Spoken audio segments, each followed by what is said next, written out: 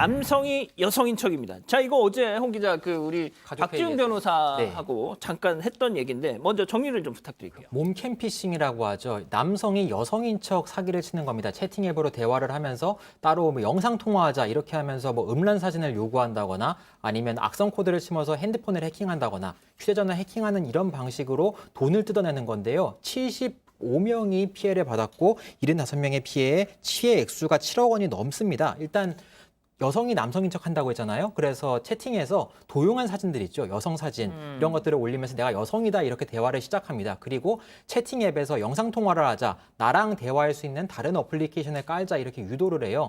그래서 대화를 주고받다가 유도가 되면 거기서 핸드폰, 휴대전화를 해킹도 하고요. 일단 악성 코드를 심어서 개인정보도 빼내고 음란 사진을 요구합니다. 그래서 사진을 주고받으면 남성의 사진도 오잖아요. 그럼 그걸 가지고 협박을 하는 거죠. 퍼뜨리겠다. 그리고 뭐 가족들도 다 알고 있다. 너희들 가족들에게 이걸 보내겠다. 친구들에게 보내겠다. 이런 식으로 협박을 해서 돈을 받고도 또 합니다. 또 하고 결국에는 사진이 유포될 수밖에 없도록 계속해서 돈을 뜯어내요. 이런 식으로 범행을 저지르다가 전부 붙잡혔습니다. 자, 이 기자 홍 기자가 잠깐 설명은 했는데 결국 상대 피해 남성의 뭐 알몸 영상 같은 걸 고리로 협박을 하는 거군요.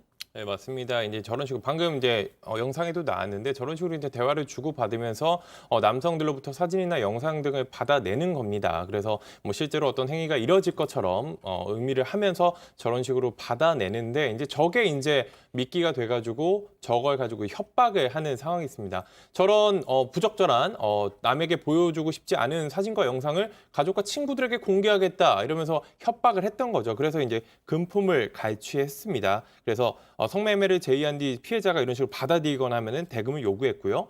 만약에 이런 걸 거부를 하더라도 저런 영상과 성매매 사실 자체를 유포를 하겠다 이렇게 하면서 추가로 돈을 가로챘던 사건입니다.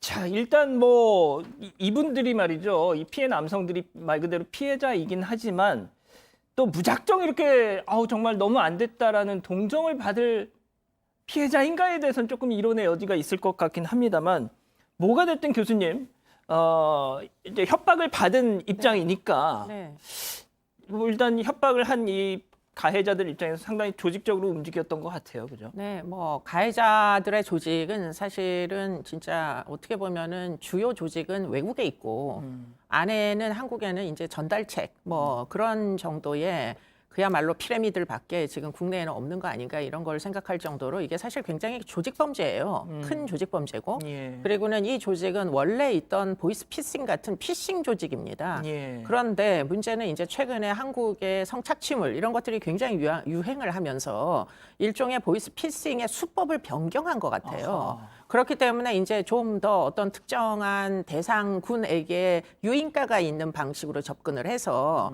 지금 이 대상군은 성적인 뭐 내용에 굉장히 유인이 쉽게 되는 사람들이 지금 피해를 집중적으로 입은 그렇죠. 것으로 보입니다. 예. 그렇기 때문에 어떻게 보면은 뭐 비난 가능성은 있으나 보이스피싱의 피해자다라고 생각하면 똑같은 논리로 사실은 이 피싱 조직은 굉장히 악성이고 그렇죠. 이제 뭐 국제 공조를 통해서 꼭 척결해야 된다 이렇게 얘기할 수는 있겠죠. 예.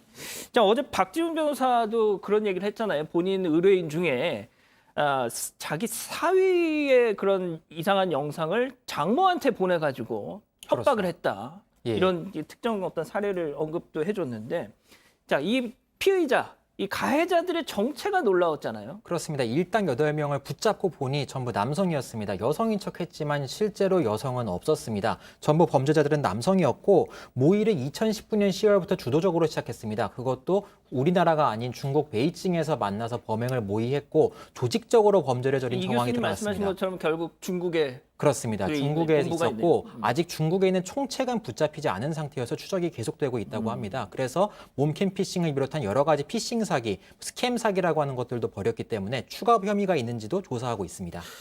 그러니까 변호사님 이게 그런 수법이잖아요. 다시 한번 정리를 하면 그러니까 젊은 어떤 뭐 외모가 뛰어난 여성들이 뭐 오빠 뭐 나 이렇게 이런 사진 나도 보내니까 오빠도 이런 사진 좀 보내봐 하면서 거기서 딱 걸려드는 그런 방식 아닙니까 이게? 사실 뭐 로맨스 스캠의 경우에는 연령을 뭐 나누지 않아요. 그래서 노년층끼리의 이런 것도 있거든요.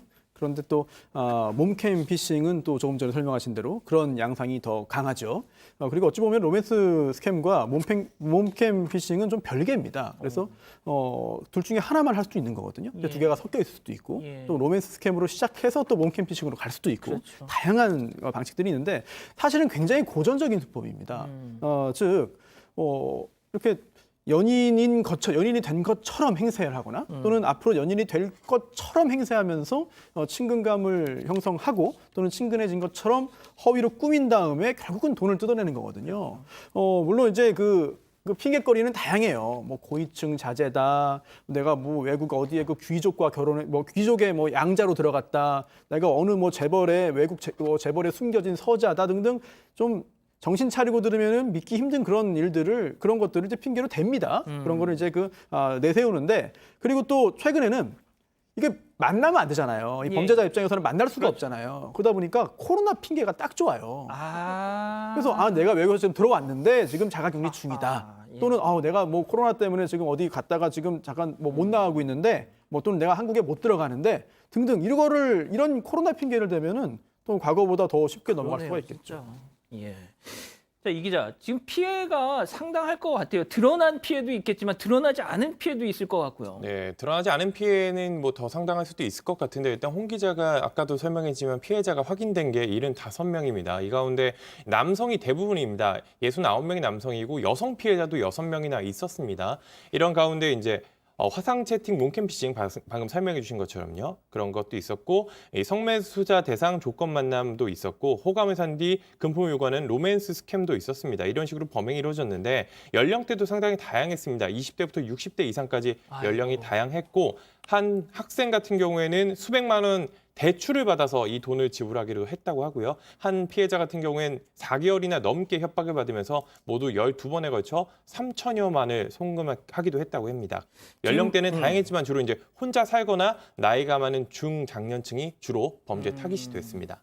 지금 이 기자가 뭐 연령대도 다양하다 이런 얘기를 했는데 그 실제 지난해 연말에 말이죠. 서울 지역의 모 구의원 또 몸캠 피싱에 당했다 해서 논란이 된 적이 있었거든요.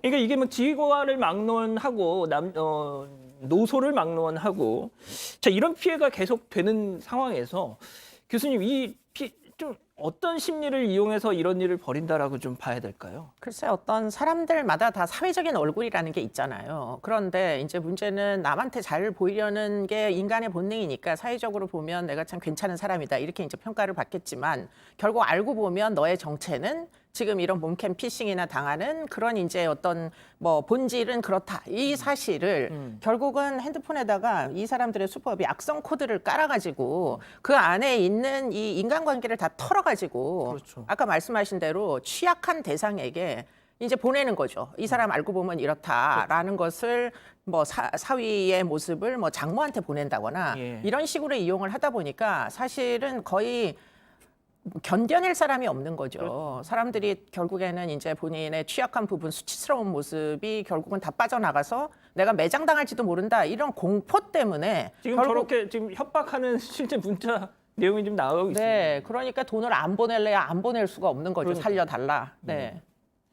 자, 변호사님 그 진짜 돈을 준다고 해도 말이죠. 그냥 돈 받았으니까 이제 그만 보내야지 이런 게 아닐 거예요. 계속 협박할 텐데. 돈을 주는 순간 오히려 돈을 더 줘야 되는 상황으로 직결되는 거죠. 아예 안 주면 몰라도 한 번 주면은 계속 줘야 됩니다. 계속 뜯길 수밖에 없는데 일단 이런 일에 휘말리지 않는 게 우선이겠습니다만 여러 가지 사정으로 이런 일이 발생하면 일단 신고해야 돼요. 일단 신고하고요. 그리고 또 최근에 그 스마트폰과 관련된 스마트폰을 악용하는 범죄이기 때문에 일단 뭔가 깔려 있을 겁니다. 그 부분을 확인해서 지워야 되는데 혼자 못하면 빨리 경찰의 도움을 구해야 되는 것이고요. 예. 또 하나 이건 너무 좀 실전적인 조언일 수도 있는데 이런 범죄를 저지르는 사람들, 특히 이제 이게 몸캠 피싱 하는 사람들은 얼굴이 필요하거든요. 연락처를 다 뜯어내서 뿌릴 그런 대상도 필요하지만 또 뿌릴 영상도 필요합니다. 그렇죠. 그래서 얼굴을 확보해야 돼요. 이 사람들은 피해자의 얼굴이 화면에 나와야만 합니다. 그래야 써먹을 수 있거든요. 이 범죄자들이. 그래서 쓰는 수법 중에 하나가 혀예요. 혀. 이거를 예? 휴대전화에다가 소리가 잘 안 들린다. 좀 영상이 좀 화질이 좋지 않다. 화면에다가 당신 혓바닥을 잠깐 대면 소리가 잘 들릴 거다. 또는 화질이 좋아질 거다. 이러면서 전화기에 혓바닥을 대도록 유도합니다. 혓바닥을 댄다는 얘기는 휴대폰 앞에 얼굴이 온다는 얘기죠. 그래서 얼굴을 그때 확보를 합니다. 그래서 혹시라도 정말 거기까지 가도 그 단계까지 가도 안 되겠지만 화면에 뭐 혓바닥을 잠깐 대봐라든지 뭐 이런 얘기를 하는 순간 좀 정신을 더 바짝 차려야 돼요. 되게 구체적인 약간 예. 네, 이거 뭐 실제로 참 예. 별별 사건을 다 다루다 보니까 이런 일이 좀 있습니다. 그렇군요. 알겠습니다. 진짜 지금 변호사님 말씀해주신 그런 좀 얘기들 잘 좀 유념하셔서 이런 범죄에 휘말리지 않도록 좀 해주셨으면 좋겠네요. 자, 두 번째 사건 이렇게 마무리하고요.